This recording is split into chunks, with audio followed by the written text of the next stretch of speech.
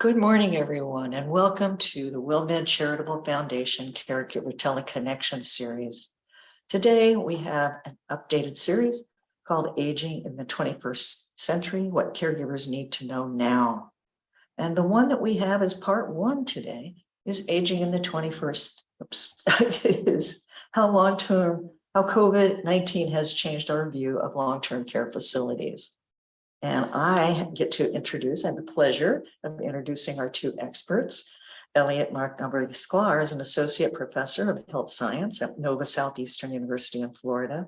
He has worked as an educator, researcher, and a leader of community-based health programs in the US and Canada for over 15 years. He has a doctorate degree in public health and teaches disease outbreak and investigation, which have been central to the COVID-19 pandemic.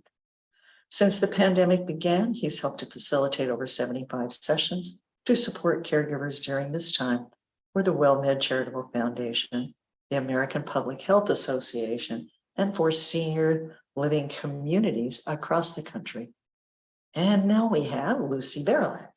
Lucy has a master's degree in social work from McGill University. She's presently working as a consultant for a health network in Montreal, Canada. She's been involved in various research projects and has published numerous articles related to caregiving. She's lectured at several universities and colleges on innovative approaches and presents annually at international and national conferences. Lucy's also a consultant for private industry in the United States, including her work with the WillMed Charitable Foundation and their clinics in Texas. In addition, Lucy would like you to know that she was a caregiver for her mom for about 10 years. And welcome to our esteemed speakers. Please begin your presentation. Thank you, Evelyn. Good morning, everybody, and welcome. Unfortunately, things will never be just the way they were before the pandemic. But I believe that with planning and having good information, we can move forward in a positive way in dealing with our own aging process, as well as our loved ones. So welcome. Hi, everyone. Certainly the pandemic changed our view on long-term care, and our focus in this series is about how we move forward. I think both with our individual plans for aging, but also collectively. And also part of that involves how we view long-term care. I really wish that our conversation didn't have to include COVID, but right now it does.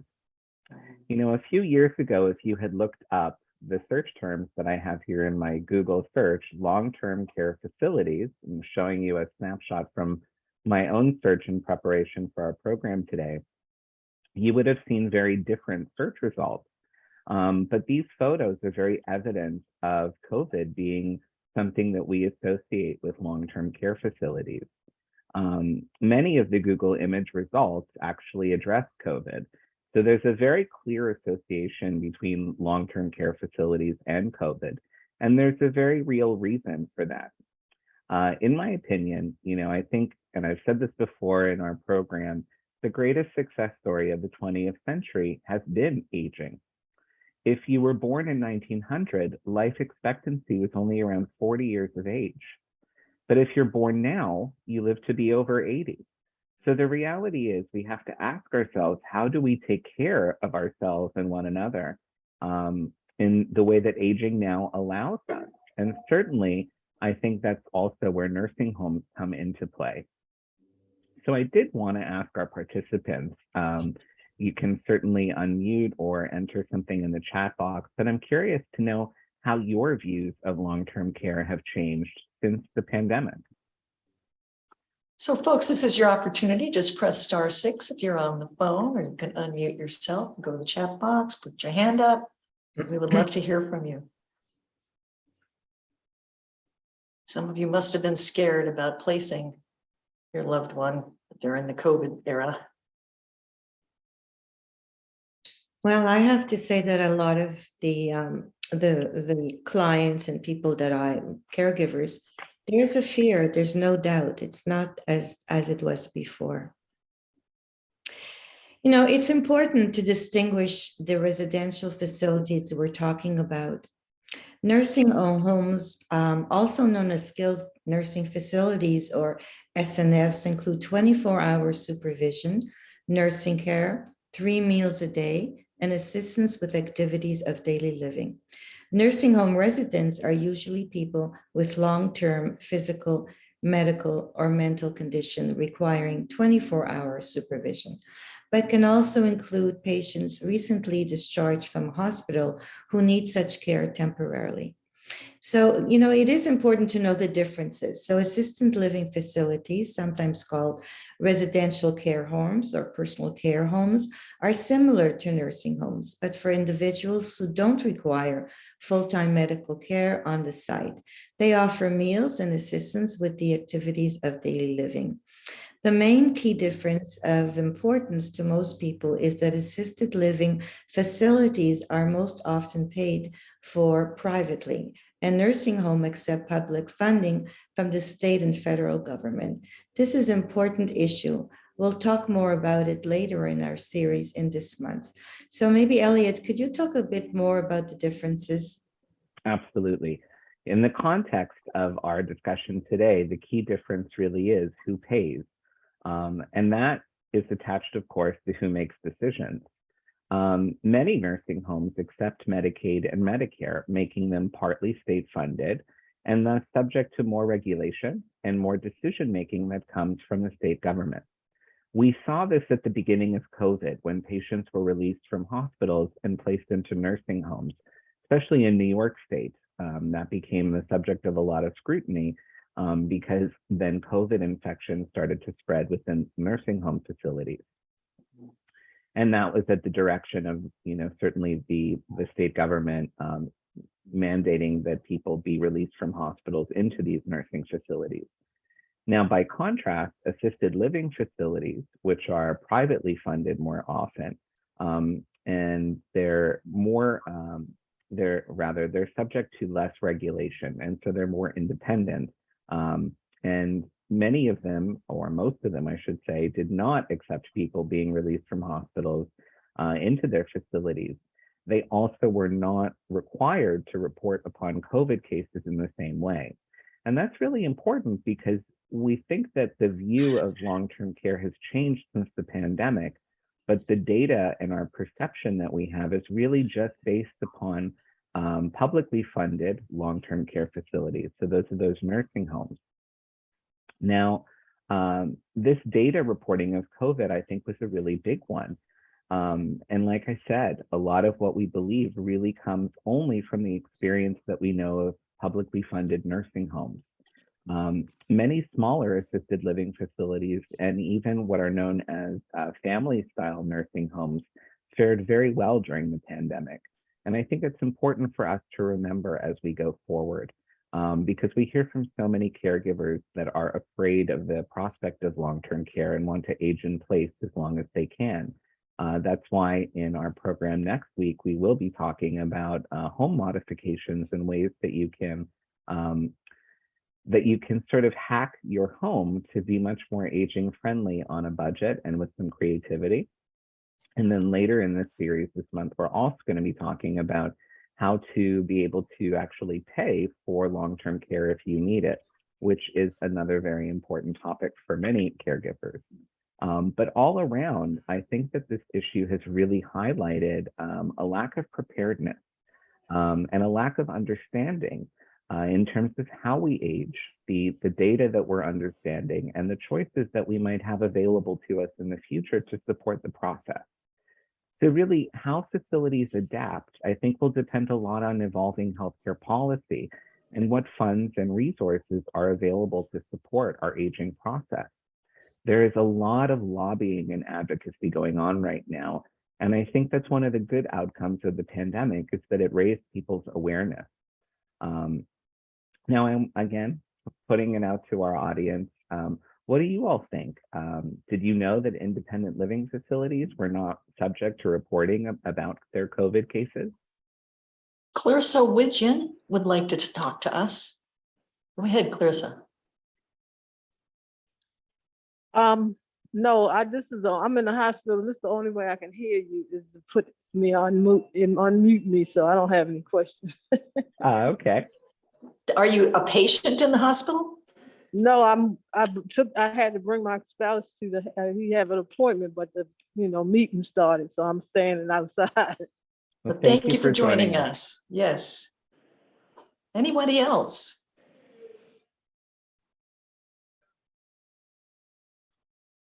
All right. There's a lot of information out there and it's hard to that was very interesting what you just pointed out, Elliot. I've often said that we've been dealing with two pandemics, COVID and mental health crisis following our experience of COVID pandemic. I was just flipping through the channels and listening to the news, and there was on CNN, they were talking exactly about a survey that was just done and how Americans are suffering from that mental health issues. But when it comes to long-term care, there's another major issue, which we've been seeing in many industries, an epidemic of staffing shortage in long-term care. There aren't enough people able to work. Throughout the pandemic, we reported on the AARP long-term care database, which tracked COVID infections and vaccination rates in nursing homes, along with staffing shortages.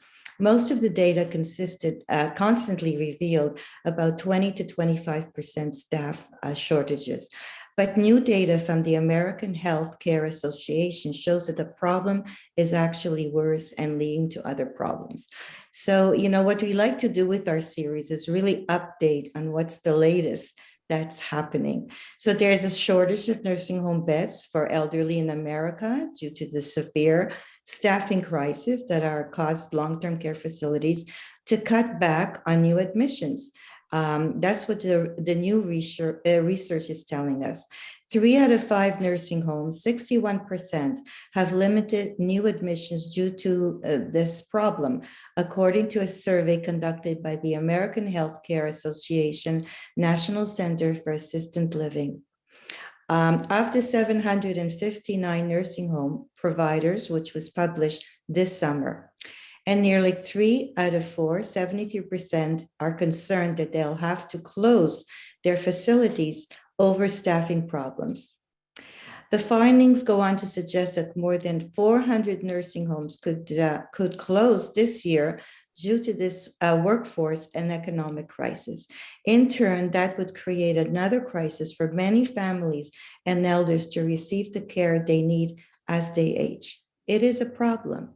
The survey found that 87% of nursing home providers are facing moderate to high staffing shortages, with nearly half, 48%, struggling with a severe staffing shortage. Nearly all providers said they are having trouble hiring, 98%. As a result, we are asking staff to work overtime, to do extra shift. That's like 99%, they're asking people to just do more work. Some staff reported caring for 20 or more residents during a shift, which leaves staff struggling to provide good care to residents. So even though it's not a big headline out there, it should be, because this is a major problem.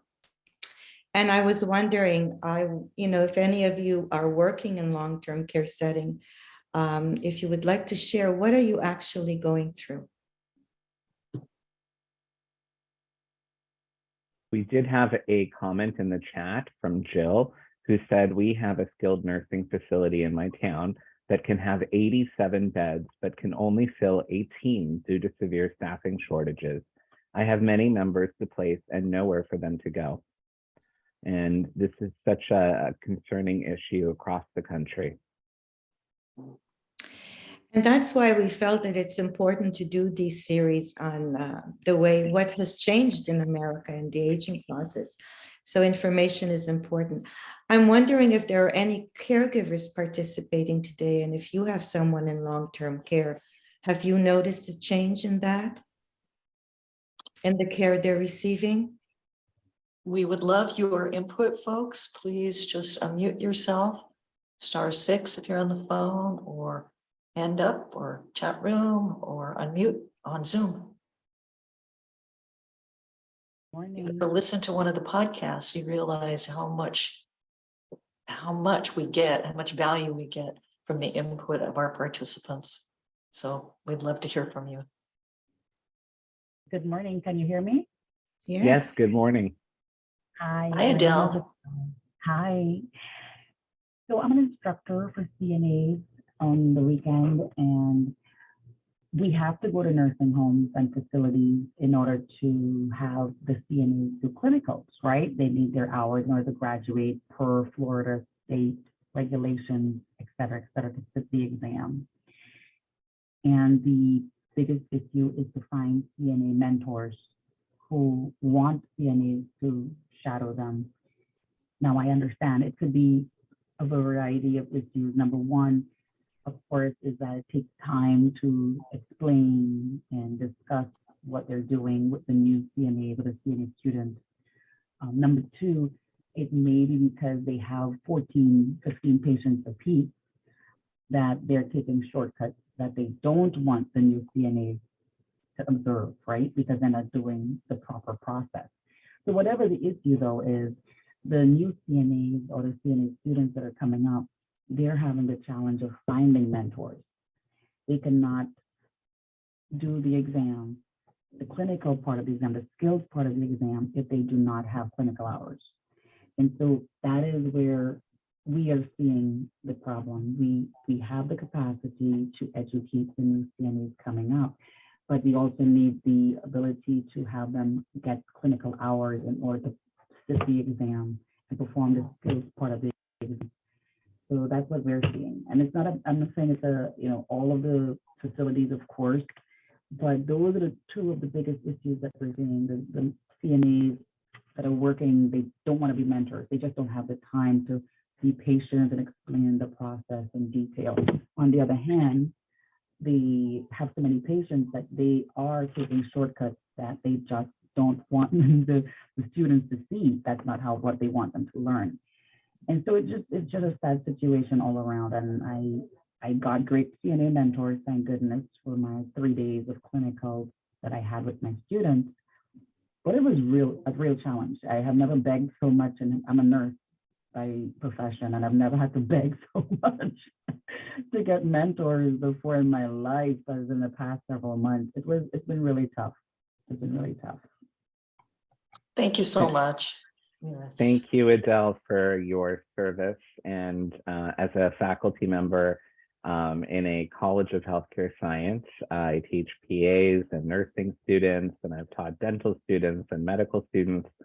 I understand the challenge that you're describing, and for our participants today, I think really the key here is the trickle-down effect. We have a young generation of students who are currently in training, and if they don't have the proper mentors and the ability to observe how facilities should function optimally, not only does it challenge the skills that they're able to learn, the number of students who are able to rotate through those facilities, but it also sets a negative impression for them.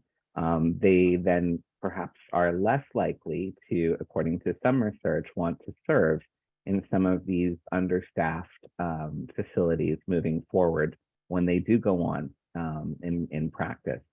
So there really is a very important trickle-down effect that will have an impact on future generations needing to be placed in long-term care. And this is why we bring it up, because it's such a critical issue right now.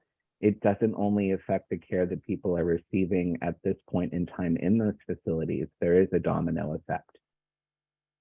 It's such an important piece of information that you shared. I work at the School of Social Work in McGill University, and we're having a hard time finding supervisors to actually supervise students in their placement. And so that's a perfect example of not only nursing, but of social work students as well. Thank you for that comment. And I hate to liken it to this, but it maybe will drive the point home. I used to oversee the only nationally funded HRSA, Health Resources and Services Administration grant to train medical students on the provision of homeless health care. And we were the only medical school in the country that actually took this on and assembled a curriculum for our students that every medical student went through on the provision of homeless health care. Now, the goal was to have every medical student rotate through a homeless healthcare providing facility. But the problem was we didn't have enough facilities, and moreover, those facilities were sometimes only staffed by one physician who could not take on the additional role of supervising students. We've nationally in this country had a deficit of healthcare providers willing to serve the homeless, and in part, it's because of that lack of exposure. So it's right back to what Adele was talking about. If students are not exposed to working in facilities that care for our elderly, nursing homes, they may not want to go on to serve them. And that's why it's so important that we come together and really lobby for this issue and recognize the importance. We also had Jill write in the chat box, many members have complaints of needing to wait for care during these staff shortages. Some members are stuck in more restrictive settings due to having no lesser restrictive options, again, due to staffing shortages. And so we're seeing certainly the impact of this on care people are receiving now, and I think will receive in time to come. And I want to thank our participants for all of their comments and input. And yes, we went off on a little bit of a tangent, but an important one, certainly. You know, I had talked earlier about funding in this role in our discussion, and many advocates for long-term care have really been talking about this for decades. Medicaid has notoriously underfunded nursing home care, and this chronic underfunding has left long-term care providers struggling to compete for qualified, dedicated caregivers. And there's some very interesting data about this. Nursing homes have recently, according to this report, lost more than 240,000 paid caregivers, or roughly 15% of its workforce since the beginning of the pandemic. And this is actually worse than any other part of our healthcare sector. Now, our programs benefit certainly, as we keep saying, from the participation of caregivers and healthcare professionals, because we all learn from one another, myself certainly included.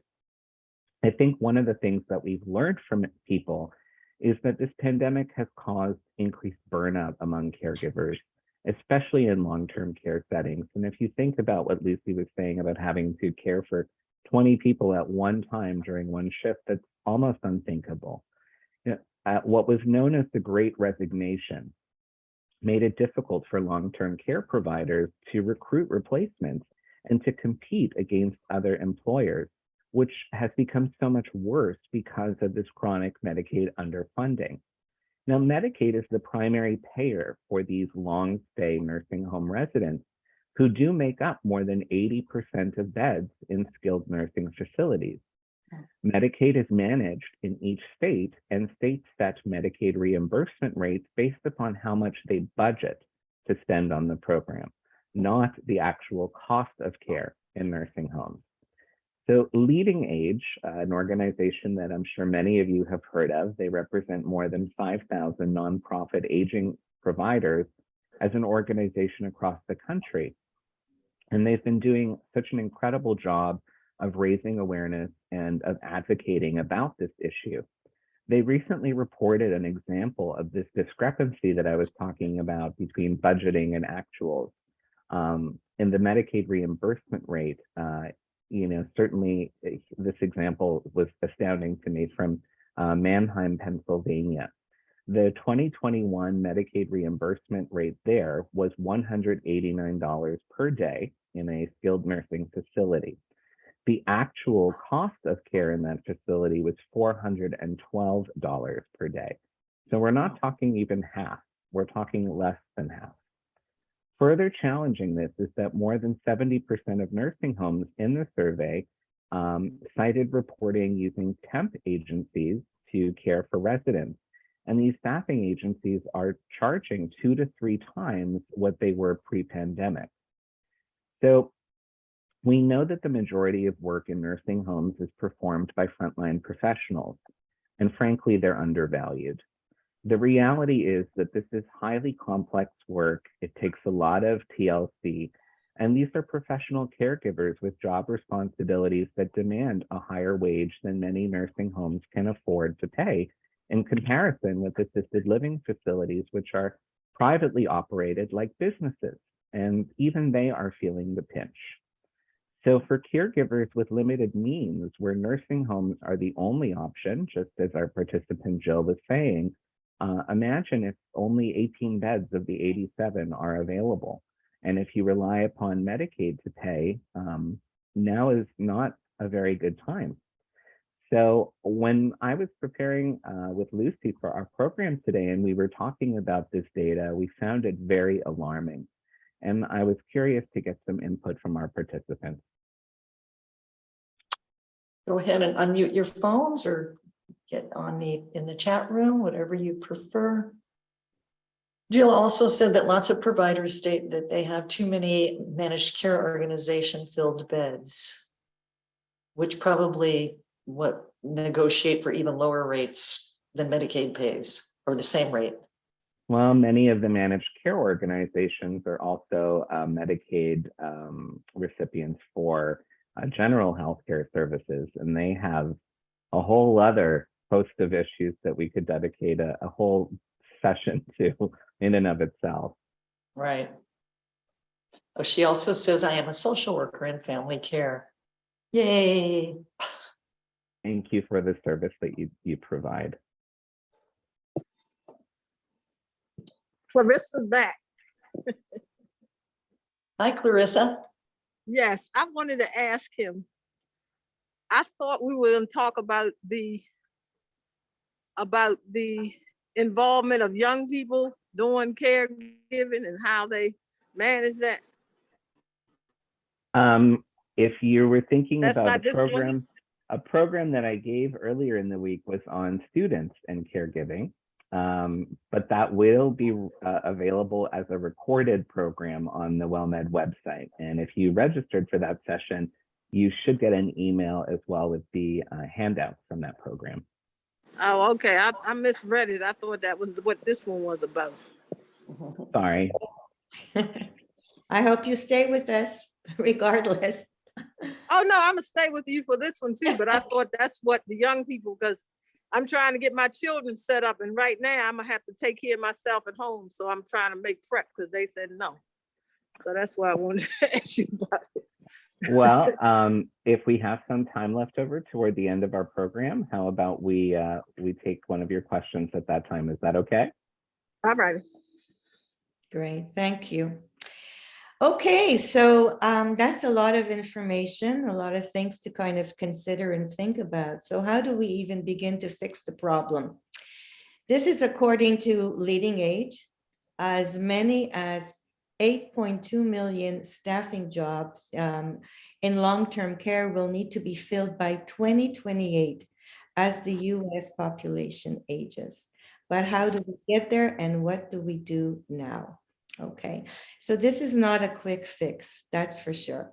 But this is some of their recommendations. So they're talking about caregivers who are, staffing caregivers, training caregivers, strengthening education and training, facilitating career advancements among staff, and increasing compensation. These strategies need resources to achieve them, obviously. Government has pledged to expand Medicaid and Medicare investment, and the national organizations like ACL, the Administration for Community Living, are helping to lobby and advocate for more work and more investment to support our aging population. Part of this work really involves investing in and supporting our healthcare workers. That's really important. Earlier, we touched about burnout among healthcare workers and those working in long-term care.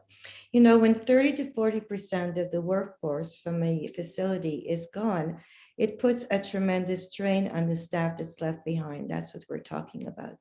From the frontline workers are also the frontline people. Complaints and concerns about how their loved ones are being treated or not being treated. It's very hard to play, a place to be in right now, because they're not only getting, they're working hard, but there's complaints from family members, and we understand that. But that's a lot to take care of, to deal with. American Medical Association just published a report that physicians' burnout is at all time high, higher than during the peak of the pandemic in 2020. The rate of burnout almost doubled in 2021. Now, has anyone heard of Dr. Leora Brin? I mean, we've talked about her before, but we just want to talk a little bit more. You know, Leorna was an emergency medical physician at New York's Columbia University Medical Center who worked the front lines at the early peak of the pandemic and who contracted COVID herself. While recovering from COVID and struggling both mentally and physically, she chose to work 12-hour shifts to help save others. The family says she would stay well past the end of her shifts and became overwhelmed. She feared losing her medical license and receiving criticism from colleagues if she let it be known that she was suffering from overworkload. She died by suicide, unfortunately, in 2020. However, in honor, President Joe Biden signed the Dr. Brin Healthcare Provider Protection Act. The new law, which is the first to provide such funding, is aimed towards supporting mental health education and awareness campaign for healthcare workers. The law will provide up to $135 million over the next 3 years to improve medical workers' mental health. There is limited formal research about burnout experienced by healthcare workers during the pandemic.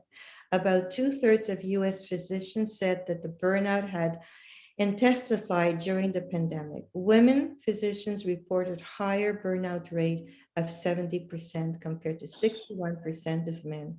We can draw upon this as it relates to nursing care facilities and staffing shortages they have experienced in addition to high death toll experienced early in the pandemic. Healthcare professionals often forego mental health treatment due to, to the stigma in both our society and the medical community, as well as due to the fear of professional repercussions. And that is really, really sad to hear. As we move forward in this environment, we need to be sensitive to the experience of one another, especially in healthcare and caregiving capacities at home or at the nursing home. Now, we talked a lot about this, and I'm sure a lot of you have heard this before, but I really want to emphasize the symptoms of stress that you may be experiencing. Now, we all experience stress occasionally, and it's normal. But I guess what I'm trying to say, Elliot and I are emphasizing that if it continues longer daily, you really need to take care of yourself. So if you're feeling irritation, anger, or denial, feeling uncertain, nervous or anxious, feeling helpless or powerless, lacking motivation, feeling tired, overwhelmed, or burned out, feeling sad or depressed, having trouble sleeping, having trouble concentrating, okay? So experiencing or witnessing life-threatening or traumatic events impacts everyone differently. In some circumstances, the distress can be managed successfully to reduce associated negative health and behavioral outcomes. In other cases, some people may experience clinical significant distress or impairment, such as acute stress disorder, PTSD, compassion fatigue, and burnout. So I guess what I'm trying to say to all of you, we all have these feelings occasionally, but if you're overwhelmed and this is consistent, you really should need to get help. So let's take a look at some tips to cope and enhance your resilience. You know, it's so important to communicate with coworkers that you trust, obviously, and supervisors and employees about your job stress. You know, it's important to share it. Talk openly about how the pandemic is affecting your work. Identify factors that cause stress and work together to identify solutions. Ask about how to access mental health resources in your workplace. Don't be ashamed. We're all going through this at one point or another. Remind yourself that everyone is in an unusual situation with limited resources. Identify and accept those things which you do have control over. Recognize that you are performing a crucial role in fighting the pandemic and the work that you're doing right now, and that you're doing the best that you can. Increase your sense of control by keeping a consistent daily routine as possible. It's so important to be able to keep a routine where you eat, you exercise, try to get adequate sleep, make time to eat healthy meals, take breaks during your shift to rest, stretch, or check in with supportive colleagues, co-workers, friends, and family. So when away from work, get exercise. I mean, Elliot and I talk about it because it works. It really, it has a chemical effect on your body. Spend time outside, do things that you enjoy when you're not working. Take breaks from watching and reading and listening to all what's going on. What we're giving you is good information, relevant information. That's important. So if you feel you may be misusing alcohol or drugs, please keep that in mind and get the help that you need. It's so important to engage in mindfulness techniques such as breathing exercises and meditation. If you're being treated for a mental health condition, continue with your treatment and talk to your provider if you're experiencing new or worsening symptoms. Know where to go if you need help. You don't have to do this alone. It's okay to say, I need help. If you feel overwhelmed with emotions like sadness, depression, or anxiety, call 988, a new hotline that is free 24/7 and staffed by counselors to address mental health issues. So I've said an awful lot. And I think the first thing that is so important, and that's why I'm going to ask if I'm curious how people in our audience are feeling right now in terms of their mental health and coping. We all go through that. The first thing, the most important thing is, number one, acknowledge your feelings. Don't just deny them. Does anybody want to share with us today how you're feeling, whether it's positive or whether you're having a hard time? We would really love to hear from you folks. I see that Adele has her phone unmuted again. Yes, I'll tell you, I was so angry after COVID, during COVID. It was just, I was really angry because it appeared to me, I'm a nurse by profession. It appeared to me that the public wanted to just go about their lives, not care about the staff, the nurses, the doctors, and expect us to pick up the pieces, regardless of them not taking their precautions. I just was so angry. I've lost 4 friends who I went to nursing school with and who I worked with over the years because I'm an ER and trauma nurse.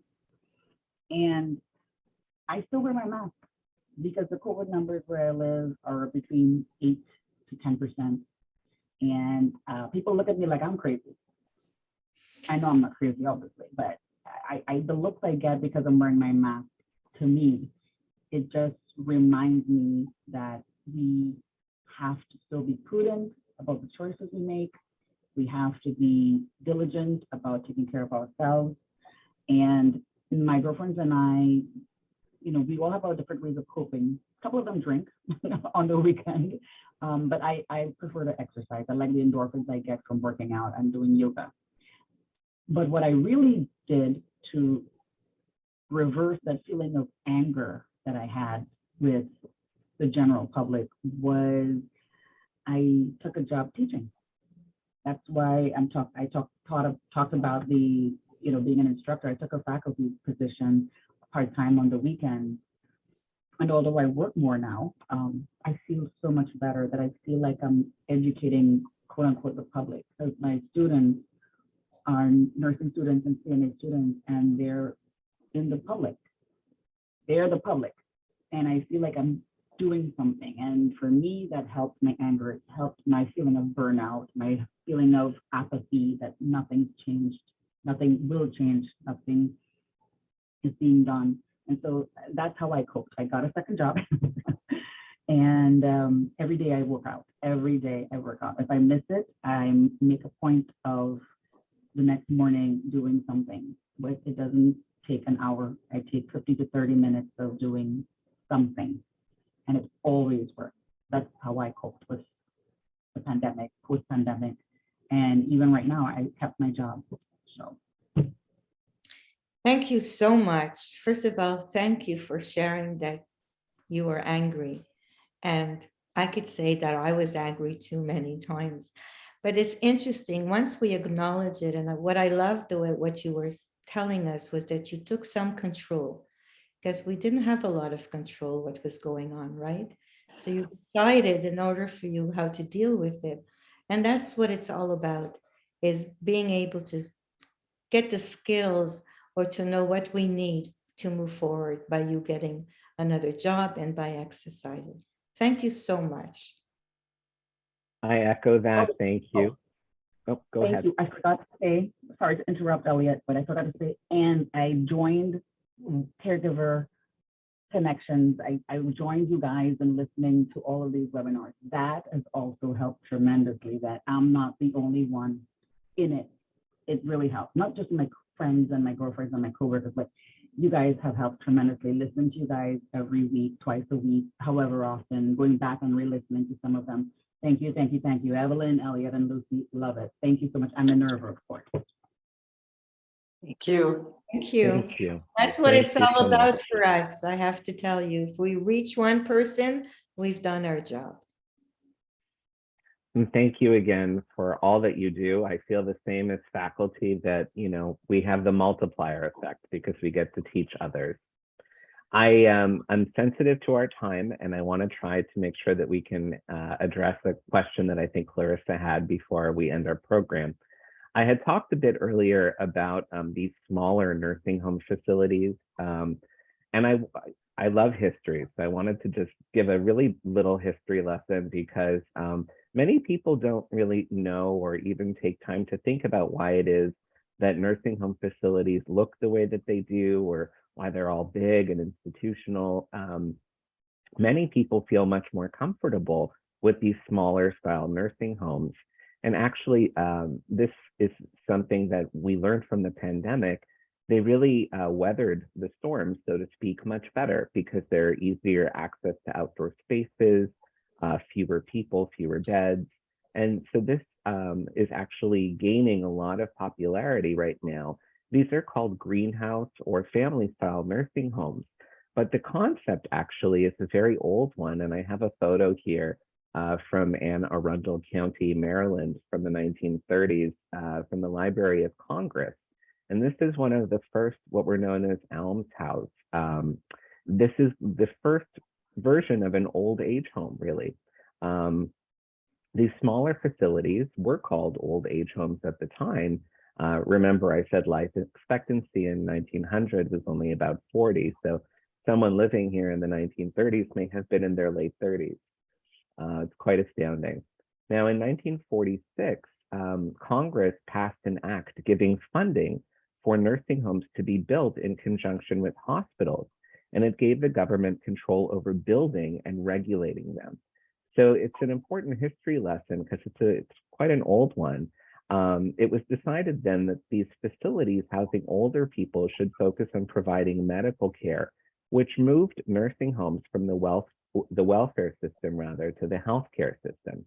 Now, with the passage of Medicare and Medicaid and amendments to the Social Security Act in the 1960s, there was more opportunity for people to go into business in the nursing home industry. Medicaid paid for residential long-term care for people with low incomes. And by the 1970s, the number of nursing homes in the US grew by 140%. Now, again, we have to remember that life expectancy changed a lot during this time. There were more and more people living longer, so these facilities were needed. Now, while the quantity of these nursing homes increased, the quality of care, unfortunately, did not, because revenues during that time from nursing homes increased by 2,000%. Bless you, Lucy. So as a result, in the 1970s, increasing government regulation attempted to control and improve quality in nursing homes. And that was where the Ombudsman program actually was created. And we have the link here, which we'll talk more about during future programs in this series. I think the history and the context here is important because over 60% of nursing homes were built about 50 years ago based upon this change in funding. They're aging structures. They have double rooms, shared bathrooms. It's a nightmare for infection control, long corridors, nursing stations that are far away from where people are. So by contrast, these greenhouse or family-style nursing homes are, I think, a good option, certainly, and something that is worth revisiting back from the 1930s. They have small locations of care with maybe about a dozen people. It's much more personalized, fewer residents, and they do have universal healthcare workers who help with activities of daily living. Now, of some of these smaller facilities sampled during COVID, it was found that a factor associated with their lower rates of infection was that more minutes were spent per patient with registered nurses. That means more staff, something we have been talking about. But it's also something that these nursing homes that are smaller have a better handle on. Their staff tend to stay longer, there's less turnover. And I think it's something that we're going to see a big trend in more of these smaller style nursing homes moving forward. Now, Lucy, I know you have some concluding comments, and then I'll see if we have a few minutes to take that question. Yes, of course. I guess whenever something happens, that's kind of what we went through. The question is, what are the lessons that we learned here? I think everybody needs to kind of step back and say, what did we learn? What was positive and all? And I think one that we need to be aware is that each one of us needs to really understand what's going on and what is happening in government and what are the lobbyists doing. You know, we need to strengthen home-based care, and we need to plan as best as we can during the life course for the aging process, and to budget for the resources we might need to support our aging. I think each one of us has to think about it, because God willing, we want to age, because otherwise that's another, you know, if you're not going to age, we're not going to be here. But it's so important to stay connected with loved ones in long-term care. You know, it's crucial for your loved ones' well-being physically and emotionally. We need to unite to advocate for resources going to support aging programs like Medicaid and Medicare, and be better to ourselves mentally and physically. And so, you know, I believe in being an advocate. If you want change, you got to know what's going on and have a voice. So for our participants today, what are the lessons learned for you? I know we don't have that much time, but maybe you could think about it yourself, or if one of you would just like to share, that would be great too. Just unmute yourself, folks. We'd love to hear from you. Love to have you part of our presentation today on the podcast. And Clarissa, if you are still listening and with us, I know you had a question. You can feel free to ask that as well. And Clarissa, you'll need to unmute your phones. When I heard some background noise, I muted it. Yes, I wanted to ask, from the young people, what was their inspiration to be caregivers, or how did they decide to make that dedication? That's an excellent question. Unfortunately, from the data that we do have about younger people who are caregivers, they are not caregivers by choice. They're caregivers because of circumstance. Many are caring for an aging parent or grandparent. On average, the age of a person that they were caring for was about 62. And there is a higher rate of younger people serving as caregivers within communities, including minority communities. Now, this is very important because we know that these community members are also less likely to access resources to support them. So really, during that program, we talked about engaging as many support services as possible to support these young ones, including guidance counselors in schools or student affairs, social workers, to help with resources and also budgeting of time and managing all the responsibilities. Thank you. Of course. I hope I encapsulated that well. You can certainly listen into our recorded program because we do have some specific tips, including the things that young people learn in school and how to apply that to your caregiving role. If I may just add, for those, maybe the other thing is how do we encourage young people to go into this profession of being caregivers? That's the challenge, and that's what we were talking about. So that would be a very interesting question, because it seems to be such a negative route to take, but there's so much positive in being able to be a professional caregiver and care for people that are in need. So, that's another topic that maybe we should explore a little bit further. Sure. Well, I can, if you don't mind if I chime in a minute. It's tough for young people. They can work at Burger King for $20 an hour instead of emptying bedpans and helping people shower. And they're not used to doing that because most people don't live with extended family. It used to be, 50 years ago, you lived with extended family and you helped grandma with those things. And it was common. It was okay. But that's very unusual now because the families are so far apart. So it's not just inspiring them to want to do that. It's what we've been talking about this whole time, that unless we can pay them, a living wage, it's not going to be their choice. That's an excellent point that you bring up, Evelyn. It is something also that I discussed during our program on student caregivers, but we also talked about the need to change our education system, starting from the ground up. We should have cultures of care within our school system that support students and family members who are caregivers. It's a very complex issue, certainly, and one that is worthy of us talking more about.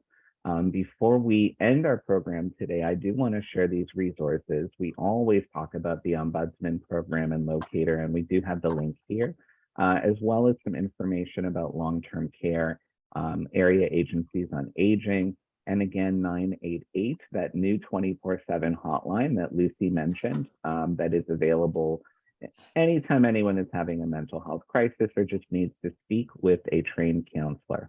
As Evelyn mentioned, next week, this is a series, and next week during our What Caregivers Need to Know Now, we will be talking about things that people do need to consider to age in place. We'll be talking a little bit about inflation and the real estate market, because that certainly has an impact on people's ability to make those kinds of decisions. So we'll talk about resources and some really neat new things that we've learned about how you can make your home more age-friendly without major repairs and renovations, because we all know how expensive and what a nightmare that process can be. So I certainly hope that you'll join us next week. And 2 weeks from today, we will be talking more about this issue of long-term care and how to plan and budget for it and how to get yourself on those wait lists if you do need assistance from Medicaid.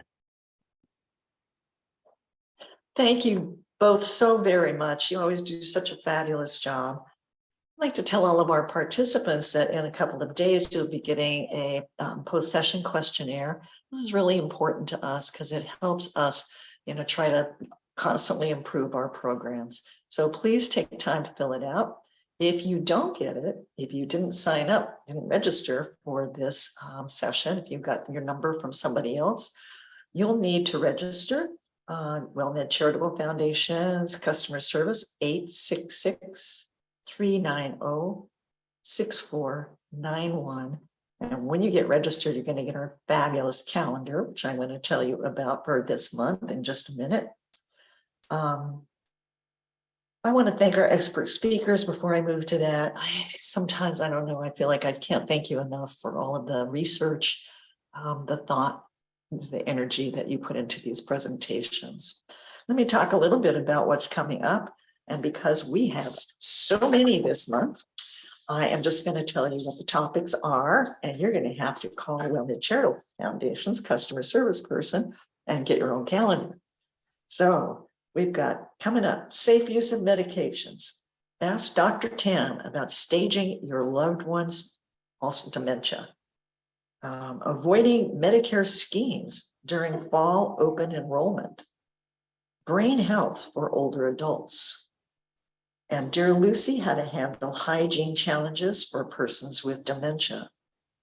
We also have a Spanish session called Basic Concepts of Medicare. And that will be, in Spanish, the whole session.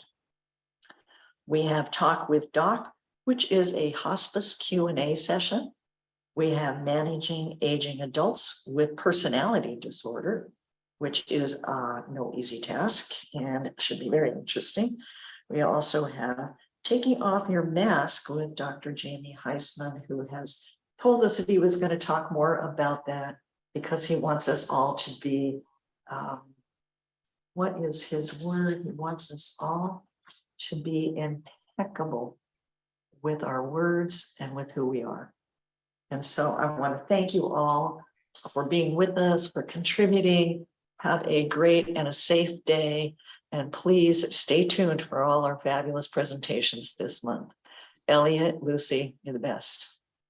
Thank you so much. Thank you, Evelyn, and thank you all of our participants and for the work and service that you do. Same here. Take good care of yourselves. Bye-bye. Bye-bye now. Bye.